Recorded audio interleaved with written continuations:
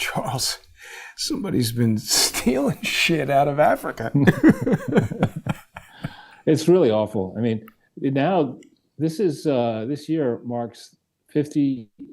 Well, I actually went to Egypt in 1975, but 50 years since I first went to sub-Saharan Africa, and that was to Ghana on the West Coast. And in those, really before 1976, so I'd say around 1968, 70, that time frame, the U.S. began to ramp up its spending on so-called development aid. And I was never interested in working in that field, but I did spend about 2 years off and on going through East and West and North Africa. And I bet you if I went back to the places I visited 50 years ago, there would be in the cities change, but in the rural areas, not much sign of improvement. And that really is, it's, if you think about both of Jeffrey Epstein and Clinton, neither began life with a lot of money. And both have so far managed to scam billions of dollars. And in the case of the Clintons, it's off the backs of dark-skinned people in Asia, in Africa, in Central and South America. Most of these so-called development projects, charitable projects that Bill Clinton has scammed up, not scaled up, scammed up, many of them center on Africa. And as we've discussed in the past, the Western maps of the world, the Mercator projection, overstates the relative size of Europe and the United States and understates the gigantic size of Africa. So when you look at Africa on a globe, you do see just how big the total continent is. And then when you compare a country, for example, like Democratic Republic of the Congo, which is gigantic, to say Germany or France, and start looking at the electricity consumption, the miles of paved roads, the number of airports with paved runways, the degree to which water is safe to drink, the degree to which there's public sanitation services, the number of doctors and hospital beds per 1,000 people in the country. These countries are train wrecks now after all this aid money was scammed. So where did that damn money go? And could the fact that money was scammed out of Africa explain how a moron, a certified moron, Jeffrey Epstein, could be cast in the role of financial wizard to the adulation of the legacy press until now? On the one hand, you have missing aid money. On the other hand, you have bank accounts used to pay for who knows what kind of shenanigans involving powerful people around the world. There's a balancing there, but there hasn't yet been a tracing, an exact linking of stealing aid from Africa and other countries destined for truly vulnerable people to line the pockets of, you say what you want about Epstein, he was an evil fuck. To do what he did to all those underage girls and to who knows what else he was doing in his basements and ritual chambers on the various properties. So there's something badly wrong with the system that allows this to persist for decades. I mean, Epstein's malevolent adventures began in the 70s, virtually 50 years ago. Charles, so Q, there you go. What's going to happen in this coming week on the 20th? Q, what's going to happen on the 26th and the 27th in Chappaqua, where evidently the members of the permanent, I guess it's oversight committee of the House and maybe staffers are going to sit down for depositions under oath, first of Bill and I think second of Hillary. And, Bill on his X profile, he claims that he founded the Clinton Foundation. He still claims that. Okay, in 990s, there's no 990 for the key year of 1997. That's key because on October 23rd, 1997, when the thing was incorporated, Bill and his team were in serious shit over the Paula Jones matter. They had a looming deposition of Bill Clinton.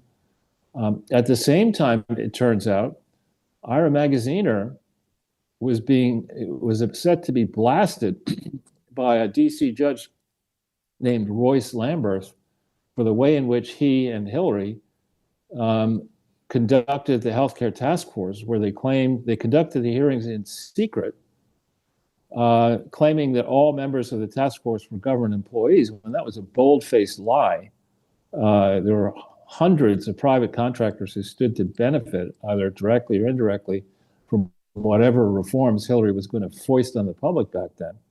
So you have, and Bill, then early in January 1998, lies under oath. So all these two activities occurred prior to the IRS granting conditional tax exemption to the presidential charity on the 29th of January, 1998. Scroll forward to January of 2002. According to multiple reports, but especially including Joe Conison's Man of the World, Maggie Williams, involved, I think, in the messes at the Clinton White House, supposedly, of her own volition, picked up the phone to speak to Ira Magaziner early in January 2002. Now, he was Eric Holder and another judge. Basically, there was an initial decision by Lamberth, which was really bad for Magaziner. It required fines, substantial fines being paid. That decision was referred to Eric Holder, who under Clinton was still in the infamous Department of, quote, Justice. And Holder, Magaziner's actions and those of the Healthcare Task Force were referred for criminal prosecution. Holder, of course, being the impartial, excuse my language, is a technical term, fuckhead, decides to not prosecute, and it finds another judge to just toss the Lamberth opinion. So scroll forward to January 2002. You've got a presidential foundation that has never explained what actually happened to the money that went to it in 1997, because it's never filed a 990 for 1997. It's filed every subsequent 990 in its then test period for whether it's public charity, material containing epically material falsehoods about the identity and character of the donors in that early period, meaning that the crucial public support test to determine is it a public charity was knowingly calculated on a false basis and was never rebuked by the IRS or punished by the IRS or DOJ. So in this test period, Bill Clinton likely uses Maggie Williams to get in touch with Magaziner, and they then embark on this excellent, malevolent project to, quote, fight AIDS, principally in Africa, but also in the Caribbean. Like most Magaziner projects, this project is flawed to the core. They begin it in the Caribbean in August of 2002, and there they pick a country, the Bahamas, that is not a lesser developed country. The only lesser developed country or major lesser developed country in the Caribbean region is Haiti. The others are, are small populations. Many of them are financial havens, so they have attracted assets and a tax base. They have a tourism industry, and the GDP per capita is way above lesser developed status. Also, these are small countries that don't have the infrastructure challenges present in Africa then and now. So on the strength of their experience, quote, in the Caribbean, they cobbled together a flight to Africa in 2002, in September of 2002, with Epstein and, of course, movie actors, because they're instant health and models and masseuses and stuff like that. Never bothering to amend the Articles of Incorporation or run the idea past the IRS of altering the mission of the Presidential Foundation. That would have been a much easier thing to do. I mean, they could have just said, listen, it's a natural thing. While I was president, I thought Hillary had not decided to run for Senate in New York. We got her the Kobe Bryant Senate seat. because Hillary at that time didn't know what I was doing specifically with Lewinsky. And by the time she found out, I had to give her something. And so we decided to move to New York. So it would have been perfectly logical on the way out the door when he still had his nominee in at the IRS to say, we want to change the mission of this foundation to be grander than just simply a library in Little Rock. And then either learn from the IRS what you had to do that properly, to amend the Articles of Incorporation and seek the approval of the IRS when your own boys and girls controlled it, or create a new foundation, as Carter did. And Carter had a library foundation and a separate foundation. So they, of course, didn't do that. And instead, Bill allowed his daughter eventually, Chelsea, to work at McKinsey and work on a project examining how the Global Fund came together. And the Global Fund came together in January of 2002, I think January 22nd, from memory serves, 2002 or thereabouts. Now, the Global Fund was a gigantic slush fund where big nations in the world were guilt-tripped into believing that by funneling money to Switzerland, this Global Fund, part of the World Health Organization, and basically maybe outside the jurisdiction of national law, would turn and find ways to direct these sums to fight AIDS, right? This doesn't say the Global Fund to fight HIV. It says the Global Fund to fight AIDS, tuberculosis, and malaria. Well, all that this operation has done is to work with entities like the supposed Clinton Foundation and others that claim they can distribute drugs and improve the healthcare infrastructure in these poor places. Many of them are in Africa.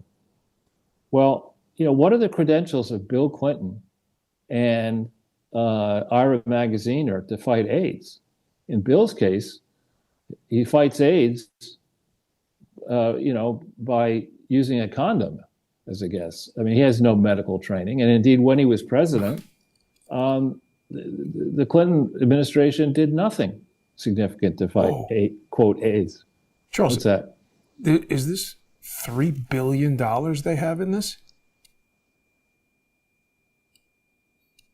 Is that the Global Fund? Yeah, $3.2 billion. Well, which Global Fund is that? The Global Fund I'm talking about is in Switzerland. This says Switzerland, outside the U.S., tax-exempt EIN number, Global Fund to fight AIDS, tuberculosis, and malaria. And then, unless I'm crazy, this says $3.2 billion, and they're spending 3.133. Yeah. And so going back then they to 2002, lost $3 billion. The expenses are $6 billion. Right. It's a gigantic operation. Go back to 2002. In 2002, the argument was that branded HIV drugs, that would extend your lifespan by delaying the day of reckoning when HIV, in theory, turns into AIDS, full-blown AIDS, which is a death sentence. Those branded HIV antiretroviral drugs, they're called, were still very expensive in 2002. Some argue that it was $10,000 per patient per year. And the fable that Magaziner has created with Bill is that it was Bill and Magaziner and the Clinton Foundation that brought down the price of generic HIV/AIDS drugs. That challenge by a company called Cipla, CIPLA, an Indian company, I believe the CEO, the charismatic, I don't know if he's still alive, CEO of Cipla, had been arguing since about 1997, i.e. when Bill was still president, that his generic versions of these branded drugs could be sold in the market for, say, $500 per patient per year instead of $10,000 per patient per year. And so the surface-minded, low IQ Wellesley and other graduates, Georgetown graduates, looked at this math and said, well, it's simple, let's just give them generic drugs. Without comparing and contrasting the the delivery systems. I mean, it's not, you don't just give somebody a pill and fight AIDS. I mean, as is the case with other illnesses, people who get sick can have comorbidities, other issues. And going into these countries in Africa, claiming that you're spending money because you added 100 hospital beds or maybe a generator in this rural hospital, that just vastly understates the true problem, health problems across the continent. And so it was a surface level argument that people like Elton John and the entertainment community all saw, this is great, we're fighting AIDS, just like we were fighting climate change decades later, without understanding what the hell we were talking about. This scam, and it truly was a scam and is a scam, resulted very quickly in Bill and Magaziner promoting the activities of a company called Ranbaxy, Ranbaxy. Indeed, I think in the 2003 annual report, there's verbiage in the Ranbaxy annual report, if you could still find it, about the business development arrangement that Ranbaxy entered into with the William J. Clinton Presidential Foundation. Presidential foundations are not supposed to engage in for-profit development, business development, favoring the fortunes of one generic drug company over another.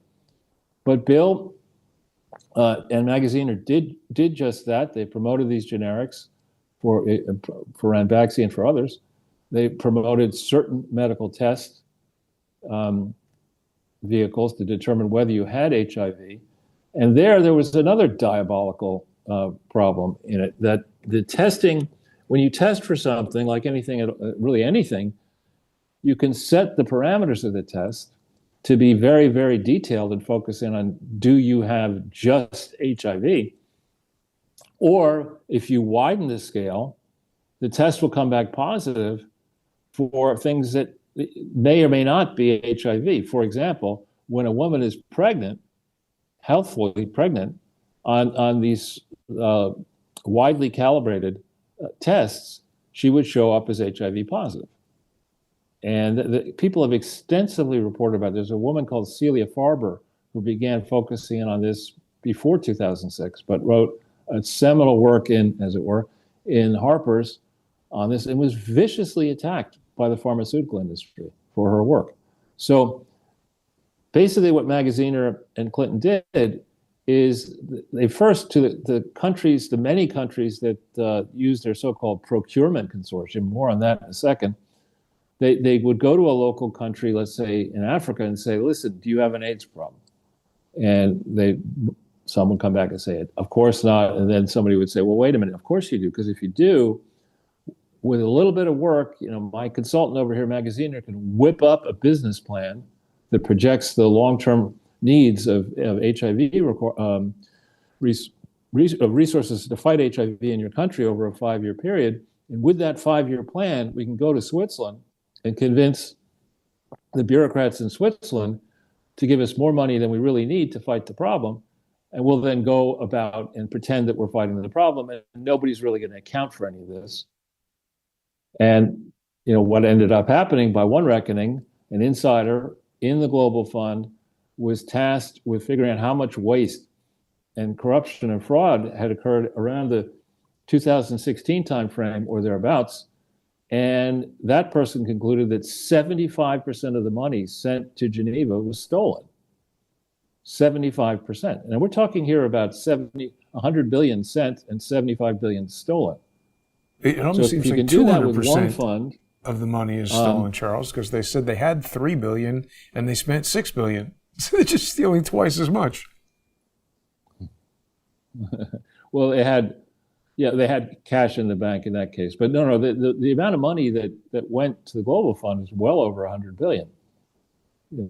So this whole exercise, we've been talking about it for a number of weeks now, of the Clintons actually testifying under oath.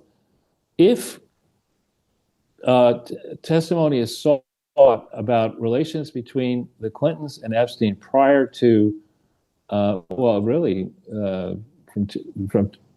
at any time, but in particular from 2001-2 forward, prior to the issuance of the first attempted audit on June 9th, 2006, the Clintons will be entering a minefield of unparalleled danger for themselves if that testimony gets publicly released. Because they're either going to have to say they didn't work with Jeffrey Epstein in any way or plead the fifth. But the second they go down the trail saying, yes, actually, Epstein was a philanthropist and he came to us and this is what he did. And I flew with Epstein to Africa in September 2002 on his jet. And on this trip, I signed a memorandum of understanding. It's like, back the fuck up. How did you do any of this? You're not in the 990s. You're not an employee. You're not a trustee. You're not a key employee, an officer or a trustee or director. Show me the authority that the Presidential Foundation had to do international work. There is no such authority. And then as you go through the years, after April 25th, 2005, there was no foundation. There were no bylaws for the William J. Clinton Foundation, which supposedly merged with the Clinton Foundation HIV/AIDS initiative on the 31st of December, 2005. There were no bylaws. There was no secretary. There's no way to carry out the requirements under Arkansas and federal law to affect these mergers or any subsequent corporate action. So, Charles, let me pause you there for a second.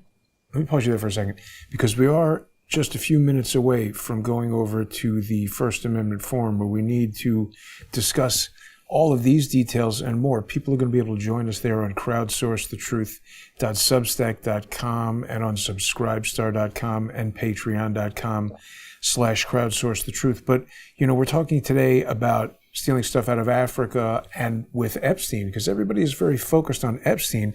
And I wanted to ask you about something. There's been a lot of, I've seen this guy, Michael, Tracy, getting a lot of traction. He's fancies himself some expert in Epstein, but he's taking the sort of contrarian argument that this is a moral panic about the Epstein case and that there's insufficient evidence for all these kind of crimes. He focuses on, obviously, there are more credible allegations than others in there. And this guy, as I've observed, likes to focus on the ones that are the most difficult to prove. So he's trying to make the case that this is a moral panic. But for years, you have been talking, and I'm not trying to minimize the severity of any crimes. I'm just saying, let's set aside for a moment the allegations of crimes against children and sex crimes and whether he's a spy for Israel or the CIA or the King of Siam, and just focus on the public admissions that there's not even a question of was this done or not. Things that you're talking about, where we have this letter from Gerald Lefcourt saying that Jeffrey Epstein was pivotal in forming the Clinton Foundation. And now there's a New York Times article talking about Ghislaine Maxwell playing a role in that. And just like they went after Al Capone, not for murder or racketeering or prostitution or illegal importation of alcohol, it was tax evasion. There are basically unequivocal facts in the public domain of crimes committed by the Clintons, the Epstein gang, that people should be going after, that we just in the last minute here, take us around to that, and we can talk about that some more in the First Amendment Forum. Sure. The Trump family has twice been disciplined for operating different foundations from a base in New York State without filing the truthful disclosures or a reckoning for what happened to the money. The Clinton Foundation, in contrast, the affairs of the Clinton Foundation have been directed from offices, some undisclosed, inside New York State, beginning by 2001, if not earlier. And the first reports that I've seen inside New York State occur around 2006. So in the very important period where Jeffrey Epstein from New York, Bill and Hillary Clinton from New York, were getting involved directly and indirectly together, quote, on international projects, there's no paperwork in New York State. Now, why is that important? New York State has high tax rates and cares a lot about, in theory, whether charities are fleecing the Treasury by failing to disclose properly all of their inflows, all of their outflows, and any related party payments that should maybe not have been made. So what can happen is that the charities like the Clinton Foundation, and Epstein also operated charities, can be used to pay for personal expenses with tax-exempt funds, and or to park money that should have been declared as income in a leaky tax-exempt operation. So there's no reporting on the Clinton Foundation that's required. There are no audits in this period. New York State is careful. Arkansas actually required an audit beginning in April of 1999, but didn't define what an audit was. New York went much further in the statutes and regulations to make plain that an audit must be a document that is fully compliant with accounting standards prevalent in the U.S. Clinton's never did an audit for New York, never did an audit for California in this time frame.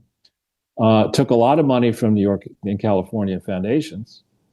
Those foundations disclosed the grants as being grants to a public charity, which it certainly was not in this time frame. One of the prime directors, Terry McAuliffe, was served in this period as I think head of the DN's Democratic National Committee in a job of raising money and bragging about all the money he raised to fund Democratic campaigns and initiatives. So he's doing this simultaneously while he's the only director we're just about on out the of board. Time here, Charles. I don't know if you missed the part where I said in the last minute, bring us up to speed on this, but we've got to go over to the First Amendment Forum. Can you hear me? No problem. Can you hear me? Anyway, we'll be back in a minute, everybody. Stay with us. Yeah, you're breaking up a little bit, Jason. So that's why I can tell that you had a bit of a weak connection there. Charles is on his international tour de force, but we'll be back in a minute. Stay with us, everybody. We've got a lot more to talk about.